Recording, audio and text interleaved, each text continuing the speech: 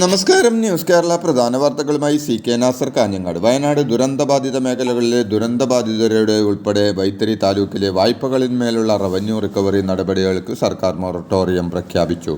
ഇനിയൊരു അറിയിപ്പുണ്ടാകുന്നതുവരെ ജപ്തി നടപടികൾ നിർത്തിവെക്കുമെന്നാണ് സർക്കാർ ഉത്തരവ്. റവന്യൂ മന്ത്രി K രാജനാണ് സർക്കാർ ഉത്തരവിറക്കിയത് സംബന്ധിച്ച് ഫേസ്ബുക്ക് കുറിപ്പിലൂടെ അറിയിച്ചത്.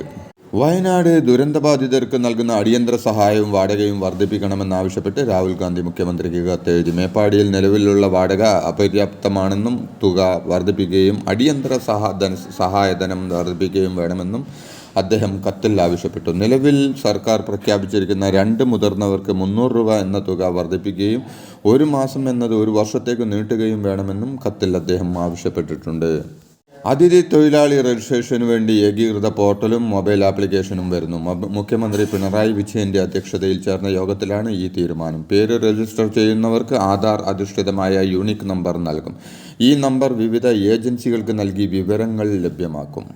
വയനാട്ടിൽ രക്ഷാപ്രവർത്തനത്തിനിടെ ജനങ്ങളെ സർക്കാരിനെതിരെ തിരിക്കാൻ ADGP MR Ajith Kumar ശ്രമിച്ചുവെന്ന് CPI Wayanad ഘടകം ജില്ലാ സെക്രട്ടറി EJ ബാബു ആരോപിച്ചു. സന്നദ്ധ സംഘടനകൾ ഭക്ഷണം കൊടുക്കരുതെന്ന് പറഞ്ഞ് അനാവശ്യ വിവാദമുണ്ടാക്കിയെന്നും അജിത് കുമാറിന്റെ പല ഇടപെടലുകളിലും തങ്ങൾക്ക് സംശയമുണ്ടായിരുന്നുവെന്നും ജില്ലാ സെക്രട്ടറി കൂട്ടിച്ചേർത്തു. നിലമ്പൂർ MLA PV അൻവറിന്റെ ആരോപണങ്ങൾ മുഖ്യമന്ത്രി പിണറായി വിജയൻ കർശന തീരുമാനമെടുത്തുവെന്ന് CPM നേതാവ് AK ബാലൻ പറഞ്ഞു. ഈ പറഞ്ഞ കാര്യങ്ങളെല്ലാം ഗൗരവമായ പരിശോധനയ്ക്ക് വിധേയമാക്കും. ഇക്കാര്യങ്ങൾ അന്വേഷിച്ച് 1 മാസത്തിനുള്ള റിപ്പോർട്ട് സർക്കാരിന് ലഭിക്കാനുള്ള നിർദ്ദേശം DGPക്ക് നൽകിയെന്നും ബാലൻ പറഞ്ഞു. PV അൻവറിന് പിന്തുണയുമായി MLA U പ്രതിഭ. അൻവർ പറഞ്ഞത് സത്യസന്ധമായ കാര്യമാണ്. അത് ഒരിക്കലും ആഭ്യന്തര വകുപ്പിന് എതിരല്ലെന്നും U പ്രതിഭ പറഞ്ഞു. IPS രംഗത്തുള്ള ഉദ്യോഗസ്ഥന്റെ തെറ്റായ പ്രവണതയാണ് PV അൻവർ MLA തുറന്നു കാണിച്ചത്. അദ്ദേഹം പറഞ്ഞ കാര്യത്തിൽ കഴമ്പുണ്ടോ എന്നാണ് നോക്കേണ്ടതെന്നും അവർ ചൂണ്ടിക്കാട്ടി. മുഖ്യമന്ത്രി പിണറായി വിജയന്റെ പൊളിറ്റിക്കൽ സെക്രട്ടറി P ശശിക്കെതിരെ അഴിമതി ആരോപണം ഉന്നയിച്ച് യൂത്ത് കോൺഗ്രസ് സംസ്ഥാന അധ്യക്ഷൻ രാഹുൽ മാങ്കൂട്ടത്തിൽ. കൊച്ചിയിലെ സ്പോർട്സ് കൗൺസിലിന്റെ ഫുട്ബോൾ ഗ്രൗണ്ട് നവീകരണത്തിലാണ് ക്രമക്കേട് നടന്നതെന്നും രാഹുൽ ആരോപിച്ചു.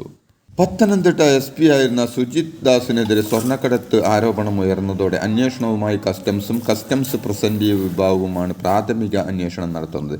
MLA PV അൻവർ ഒട്ടേറെ ആരോപണങ്ങൾ ഉന്നയിച്ചതിനോടൊപ്പം സുജിത് ദാസിനെതിരെ സ്വർണ്ണക്കടത്തുമായി ബന്ധപ്പെട്ടും ആരോപണം ഉന്നയിച്ചിരുന്നു. ഇതേ തുടർന്ന് സുജിത് ദാസിന്റെ നേതൃത്വത്തിൽ പിടികൂടിയ സ്വർണ്ണക്കേസുകൾ വിശദമായി പരിശോധിക്കാനാണ് കസ്റ്റംസിന്റെ തീരുമാനം. സംസ്ഥാനത്ത് ആണവ നിലയം സ്ഥാപിക്കുന്നതിനുള്ള ചർച്ചകൾ പുരോഗമിക്കുന്നതിനിടെ സംസ്ഥാനത്ത് ജലവൈദ്യുത പദ്ധതികൾ കൂടുതൽ പ്രയോജനപ്പെടുത്തണമെന്ന് വൈദ്യുതി മന്ത്രി K കൃഷ്ണൻകുട്ടി പറഞ്ഞു. ചെറുകിട വൈദ്യുത പദ്ധതികൾ സമയബന്ധിതമായി പൂർത്തിയാക്കുമെന്നും മന്ത്രി ഇടുക്കിയിൽ പറഞ്ഞു. കുട്ടികളുടെ നഗ്ന ദൃശ്യങ്ങൾ ഇന്റർനെറ്റിൽ തിരയുകയും ശേഖരിക്കുകയും കൈമാറുകയും ചെയ്യുന്നവർക്കെതിരെ പോലീസ് നടത്തുന്ന P-ഹണ്ട് ഓപ്പറേഷന്റെ ഭാഗമായി 455 സ്ഥലങ്ങളിൽ പരിശോധന നടത്തി. സംസ്ഥാനത്താകെ 37 കേസുകൾ രജിസ്റ്റർ ചെയ്തു. 6 പേർ അറസ്റ്റിലായിട്ടുണ്ട്. നെഹ്റു ട്രോഫി വള്ളംകളി ഈ മാസം 28-ന് നടക്കും. നെഹ്റു ട്രോഫി ബോട്ട് റേസ് സൊസൈറ്റിയുടെ എക്സിക്യൂട്ടീവ് യോഗത്തിലാണ് തീരുമാനം. ഈ മാസം 28-ന് ജലമേള നടത്താൻ മുഖ്യമന്ത്രി അനുമതി നൽകിയതായി മന്ത്രി P പ്രസാദ് യോഗത്തിൽ അറിയിക്കുകയായിരുന്നു. അച്ചടക്ക നടപടി നേരിട്ട PK ശശിയെ KTDC ചെയർമാൻ സ്ഥാനത്ത് നിന്ന് നീക്കണമെന്ന് കോൺഗ്രസ് CPM പാലക്കാട് ജില്ലാ നേതൃത്വ യോഗം ആവശ്യപ്പെട്ടു. ശശിയെ CITU ജില്ലാ പ്രസിഡന്റ് പദവിയിൽ നിന്നും ഒഴിവാക്കണമെന്ന് അഭിപ്രായപ്പെട്ട CPM പാലക്കാട് ജില്ലാ കമ്മിറ്റിയുടെ നിർദ്ദേശം സംസ്ഥാന നേതൃത്വത്തെ അറിയിക്കും. തൃശൂർ പൂരം വിവാദത്തിൽ LDFനെതിരെ BJP തൃശൂർ ജില്ലാ കമ്മിറ്റി. തൃശൂർ പൂരം അലങ്കോലമാക്കിയതിൻ്റെ ഉത്തരവാദി LDF ആണെന്ന് BJP ജില്ലാ അധ്യക്ഷൻ KK അനീഷ് കുമാർ വാർത്താ സമ്മേളനത്തിൽ ആരോപിച്ചു. നടൻ പ്രേംകുമാറിന് ചലച്ചിത്ര അക്കാദമി ചെയർമാൻ്റെ താൽക്കാലിക ചുമതല. രഞ്ജിത്ത് രാജിവെച്ച ഒഴിവിലാണ് നിലവിലെ അക്കാദമി വൈസ് ചെയർമാൻ കൂടിയായ പ്രേംകുമാറിന് ചെയർമാൻ്റെ അധിക ചുമതല നൽകിയത്. തിരുവോണനാളിൽ all India institute of medical science നടത്താൻ നിശ്ചയിച്ചിരുന്ന നഴ്സിംഗ് ഓഫീസർ പ്രിലിമിനറി പരീക്ഷ മാറ്റിവെക്കണമെന്ന് AICC general secretary KC Venugopal ആവശ്യപ്പെട്ടു. കേന്ദ്ര ആരോഗ്യമന്ത്രി JP നദ്ദയോട് ഇക്കാര്യം കത്തിലൂടെ ആവശ്യപ്പെട്ടു. വിദേശത്ത് വെച്ച് പീഡിപ്പിച്ചുവെന്ന് ആരോപിച്ച് യുവതി നൽകിയ പരാതിയിൽ നടൻ നിവിൻ പോളിക്കെതിരെ കേസെടുത്ത് കോതമംഗലം ഒന്നുങ്കാൽ പോലീസ്.